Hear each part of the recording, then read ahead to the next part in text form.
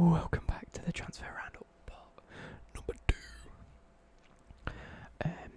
I noticed that the last episode was getting a little bit long, so I thought I might as well just stop it and do a part 2. It gives me a little bit more content, it gives me an extra video out of it, and it allows it not to be too long, and then it just makes it a bit easier for you to listen to, and then maybe anticipate a second video going through from Newcastle United, Norwich, Sheffield United, who I'm actually very intrigued to have a look at. Southampton, Tottenham Hotspur, who I'm also intrigued to look at. Watford, West Ham, Wolves. So not as many to go through, but still quite a few players. So, Newcastle United is easy. It's probably, in fact, in the last episode I said I think Man United had one of the worst ones. I think that's only trumped by Newcastle United so far, anyway, because I might have missed like the bottom teams there. Newcastle United have signed, and the players that have left the club are Mohamed Diame. See what I did there? Mohamed Diame's been released. Ayoze Perez has obviously gone to Leicester City for an undisclosed fee. Cal Roberts, Joseph Yanni, Tricky Bartlett, I don't know how to say his name, it's T-Y-R, Tyreek, I thought it was T-R-Y, like Tricky, Tyreek Bartlett, has been released, and then Dan Barlaser has gone to Rotherham United on loan. Newcastle started this transfer window with so many expectations, financial takeover, Rafa Benitez in charge, linked to Bale and Mbappe. They've ended it with Steve Bruce looking to take over now that he's left. Now that Rafa Benitez has left. No financial takeover, as far as we're aware at the minute. And just no one linked to the club. It's an absolute shambles, and I do think that they're going to be one of the teams to go down next season. Moving on to Norwich City, and I just want to point this out. I think Norwich City are going to do very well. They're going to do at Wolves. Maybe not as well. Wait. What am I hearing? Oh yeah, that's fine then. The Premier League have got this wrong. Right, so Norwich City have got rid of Carlton Morris, who's gone on loan to Rotherham. Mason Bloomfield gone on loan to Crawley Town. Kieran James, who's gone on loan to Eastbourne Borough. Josh Coley has gone to Dunfermline Athletic on loan. Marcel Frank has gone to Hanover 96 on an undisclosed fee. And Sean Raggett has gone on loan. So they've obviously decided to loan a bunch of players out just to try and get them up to standards. That's fair enough. They have brought in an absolute fuck ton of players. Some better than others, and some to replace different people. Patrick Roberts from Man City. Don't know much about him, but the fact is from Man City might suggest something. He's on a one season long loan from Manchester City. He's enjoyed 2.5 seasons on loan at Celtic, scoring 18 in 79, and then spent last year with Girona making 21 appearances. That's not too shabby. I think he's probably looking at first team football for Norwich. But obviously Norwich already have quite a close knit group of players. Daniel Adshid from Rochdale on an undisclosed fee. I assume that's your youth team. Now this is the first one that I want to point out. There's like 2 or 3 in here. Josip Dermich from Borussia Mönchengladbach. How old is he? No, wait, he's only 26. I thought he was early 30s. He's only 26. He's played for Borussia Mönchengladbach and Bayer Leverkusen at a very, very good standard, scoring goals. And he's just signed for Norwich City on a free transfer. That is money moves by Norwich. Archie Mayer from Aberdeen for an undisclosed fee. Again, I assume. Youth team. Rob Nizet from Anderlecht on an undisclosed fee. I don't want to say youth team because I recognise the reasons. Rocky Bushiri, never heard of him. He's come from KV Oostende on an undisclosed fee. That one for me is another sort of, that could be just youth team levels. Aidan Fitzpatrick from Partick Thistle on an undisclosed fee, again, back up youth team probably. Charlie Gilmore from Arsenal on a free transfer.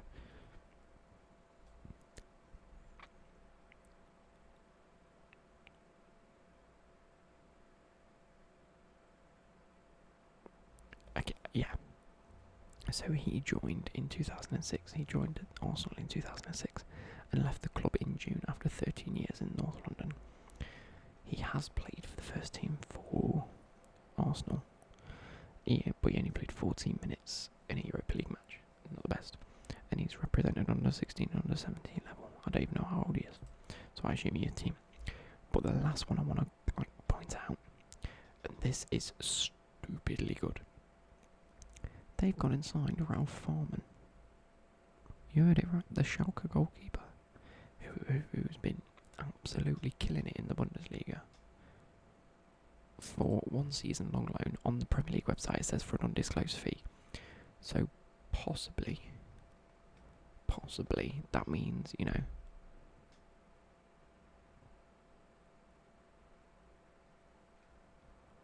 sorry, I've just sort of looked at things a bit wrong. Yeah, was it a skipper?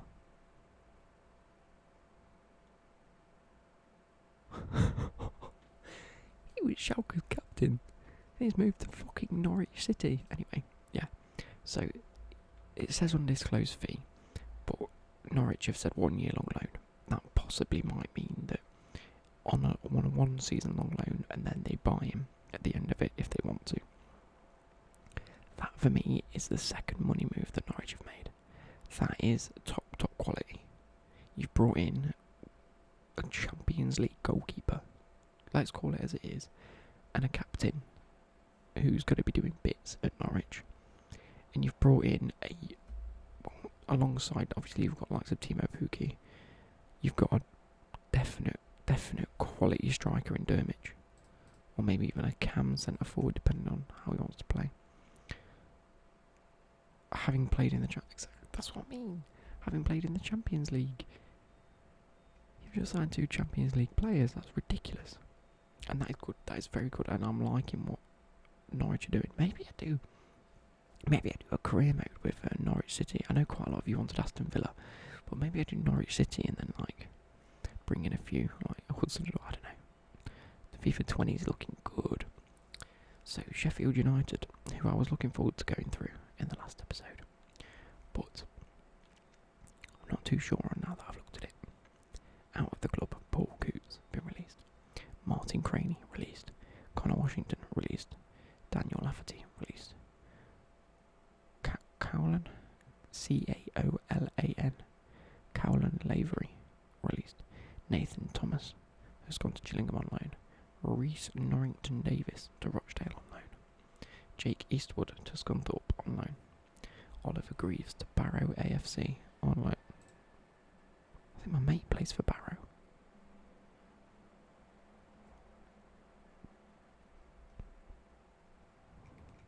I can't go back. There we go.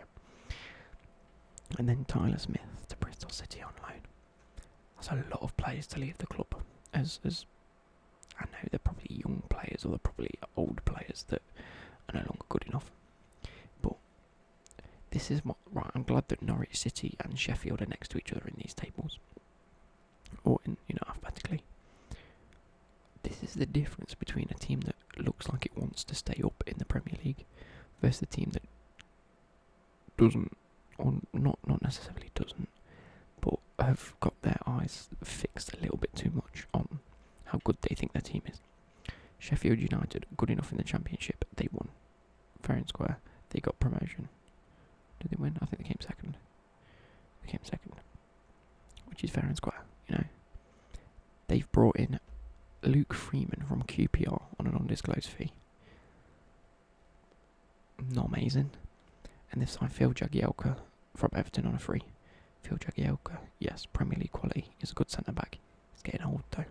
You're going to have to replace him in a season or two, regardless of how good he is. They're your only signings. Compare that to Norwich's. They've brought in 2 Champions League players. They've brought in 2 or 3 players that can probably play at a respectable level. And they've signed a bunch of youth players. Looking for the next 3 to 4 seasons to get them up. That's going to keep Norwich ahead. Sheffield, I can't see staying up for another season or 2. Southampton, out of the club. Stephen Davis has gone to Rangers on a free. Matt's Target, as we mentioned earlier, has gone to Aston Villa for an undisclosed fee. Alfie Jones has gone to Gillingham on loan. Jack Rose has gone to Walsall on loan. Kingsley Latham has gone to Havant and Waterlooville on loan. And Alex Cull has gone to Dodden on loan. Don't really recognise any of those other than probably Stephen Davis and Matt Target because they've gone to major clubs. Everyone else I can assume to be very, very cheap. Not very cheap. Very young. It's because I looked at the word free. Because they've gone out on loan. Coming into the club, Danny Ings from Liverpool. I think that's a good signing. Personally, for South, I think it was a win-win. Liverpool got enough money for Danny Ings because they weren't going to use him.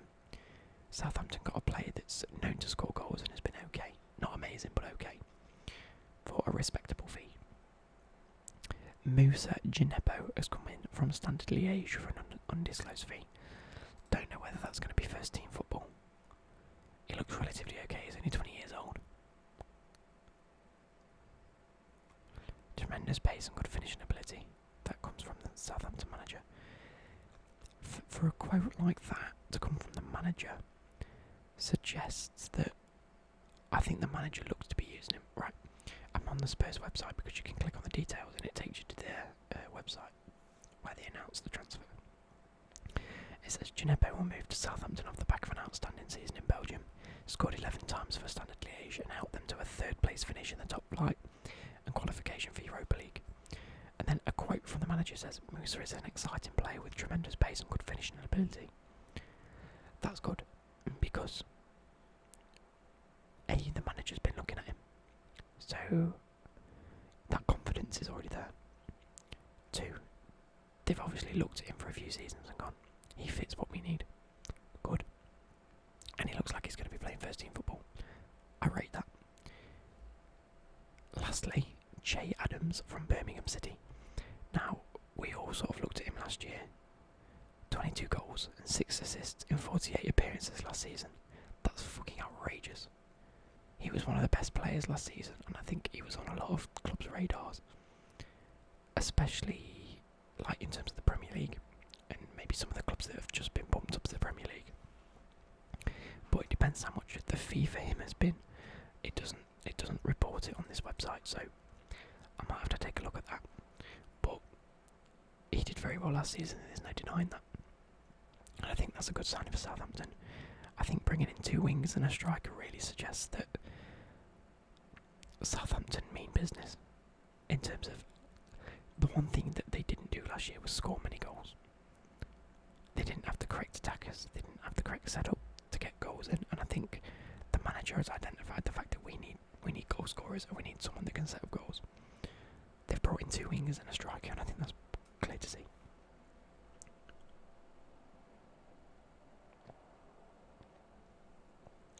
Spurs.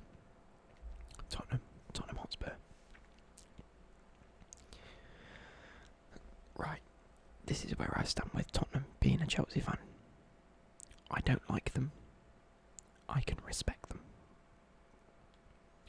I don't like Harry Kane. I like Christian Eriksen. There are players I do like, and you have to sit there and go, you're good, I respect it. You know, top clubs, even the rivals can respect top clubs, whether they like them or not. And that's where rivalries are derived from. You don't want to kill a player. You dislike them, but you respect them. So keep that in mind when I go through these. Right, Michael Vaughan has been released. I think that's very unnecessary. I think he still to this day is a very good backup. Dylan Duncan released. Don't know who he is. Charlie Freeman, Tom Glover, Connor Ogilvie, Jamie Reynolds, all released. Don't know who they were. Probably young players that haven't made the cut. Luke Amos has gone to QPR on loan, and I'm going to leave the last one because it links into who they've brought in. So, they've brought 3 players in so far. Keon Itete from Notts County for an undisclosed fee. Youth team, more than likely, because no one recognises his name and he's probably not good enough to make first team. I think that's pretty obvious. Jack Clark, they've brought in from Leeds on an undisclosed fee, but have loaned him back out to Leeds for this season. I think that's a good move.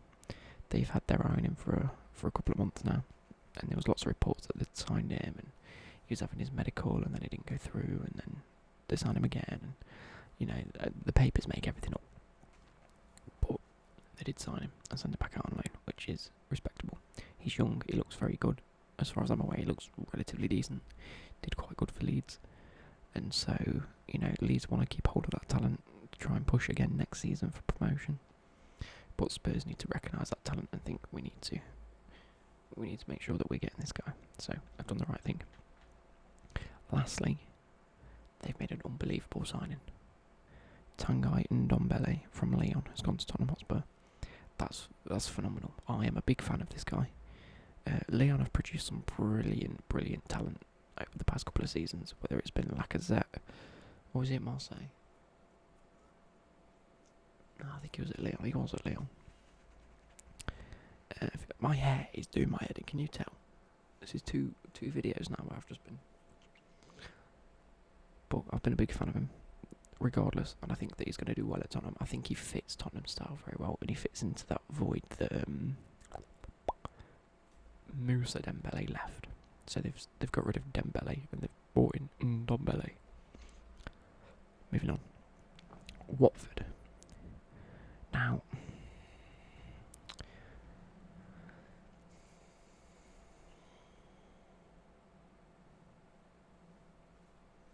what can I say about Watford? They've released 2 players in Britos, who I thought would probably do really okay at Watford, and Tommy Hoban. Don't know who he is. Jerome Sinclair has gone to Venlo on loan. Michael Fleary has gone to FC Wimbledon on loan. And then Obi Ulua has gone to Standard Liège for an undisclosed fee. Take that as what you will. I don't know most of those. I thought Britos was a bit of an odd one to leave. However, they brought in Craig Dawson from West Brom on an undisclosed fee. Is he a centre back?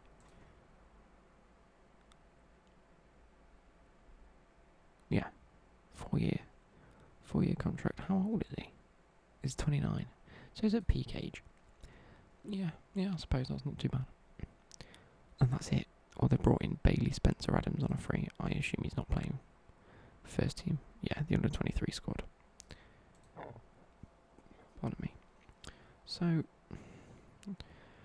I expected a bit more from Watford. They have a good core group of players in the likes of like Troy Deeney and a few others. Who else is their striker? Troy Deeney and I can't remember.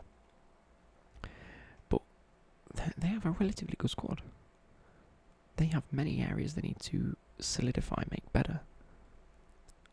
Oh, why not use this transfer window when everything's a bit manic, everything's up in the air, everything's a bit sort of everywhere? Why not use this to your advantage? And when players are going and no one knows what's happening, you can just throw in a few bits for players. If like Norwich are putting fucking free transfers into two Bundesliga special players, why don't you do the same? Why don't you try and bring in a few different players from different clubs and just try and strengthen your squad? They haven't, and it's been a bit strange. Moving into West Ham United, they've got rid of a load of players, from what I can see here, and a few of them are surprising. For saying who they've brought in. Right, out. The people that I could understand going out anyway. Andy Carroll, released. Samir Nasri, released. Tony Martinez, Moses McCarthy, Noah Silvestre, Vachon Neufville. They're the only people that have been released. I can see all them going. Nasri, obviously, far too old. Andy Carroll, far too old. Lucas Perez has gone to Alaves on an undisclosed fee. For me, that seems a bit strange. Only because I don't think he's had the respect he deserves. Oh, surely he's a lot better than what people... Well, I suppose if the numbers are speaking, then he probably isn't as good. Anyway, Josh Pask has gone to Coventry City on a free. Eddie Milson Fernandez has gone to Mainz on an undisclosed fee. Nathan Trott's gone to Wimbledon on loan. Martin Samuelson has gone to FK Haugesund on loan. Now, the two that's really contrasting. Marko Arnautovic has gone to Shanghai SIPG on an undisclosed fee. That's probably in the mid-20 millions. I think it's like 22 million, something like that. The club's happy to see the back of him. His attitude stinks. He, as far as I'm aware, he's just a bit of a dickhead. He's 30 years old, and he did do well, but a bit of a dickhead, you know what I mean? And a bit like what happened with Payet. As much as they'd love to see him back at the club because he's a good player, you don't want someone there that's going to have the attitude he did. Now, on the other hand, someone that they've released, which I really don't think they should have released, unless this is a completely different player. Adrian, the Spanish goalkeeper's been released. I know they've got... Who they got in goal? They've got... Oh, who they got in goal? This is going to bug me. Fabianski, that's who they've got in goal. And now they've got Roberto Jimenez as their backup goalkeeper. Who's Roberto Jimenez?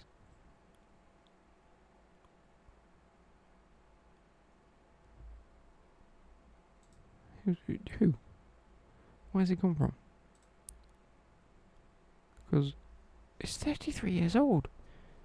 Adrian was a much better backup goalkeeper as far as I'm aware. And if Adrian was looking to get out of the club, you sell him or you loan him out. But to release him on a free was stupid. Right, and then 3, again, quite contrasting. Who's this guy? Oh, the Roberto, he got on a free transfer from Espanyol. So they brought him in on a free. So Roberto from Espanyol, that's the goalkeeper they brought in. So you got rid of someone and brought someone in on a free. Who's probably not as good. How old was Adrian?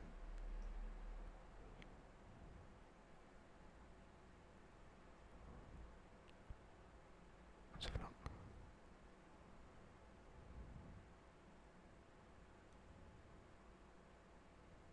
Doesn't say. Anyway, I can Google it afterwards.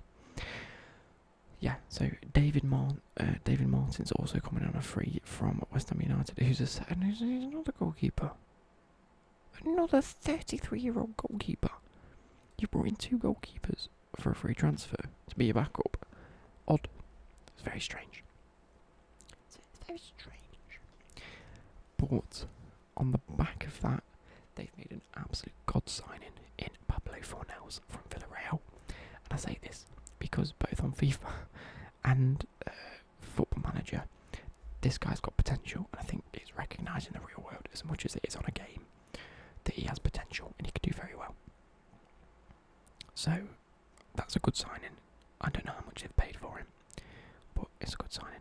Now, last but not least, we have Wolverhampton Wanderers, and this is where it gets good for me, because as many guys, as well as many of you know, I am a big fan of Wolves.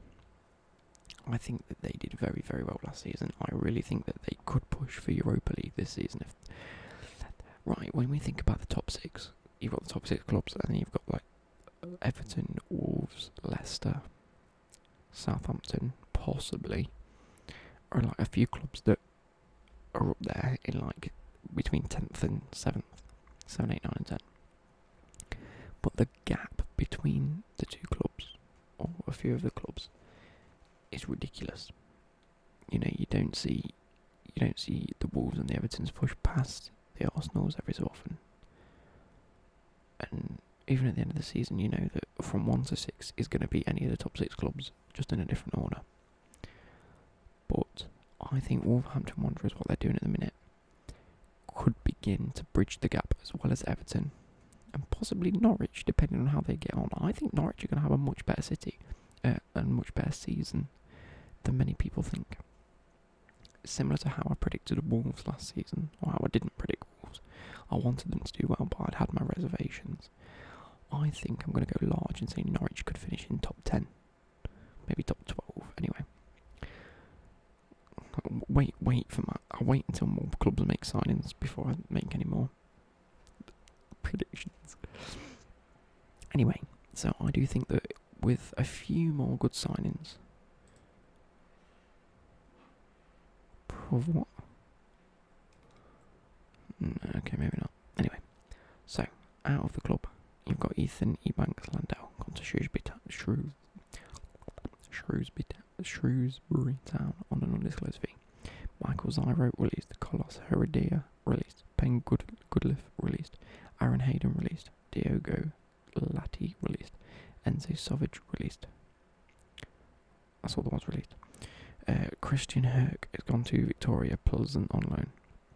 Courtney House has gone to Aston Villa on the undisclosed fee. Ryan Giles has gone to Shrewsbury Town on loan. That's 2 players. Pedro Goncalves has gone to FC Famalicão on an undisclosed fee.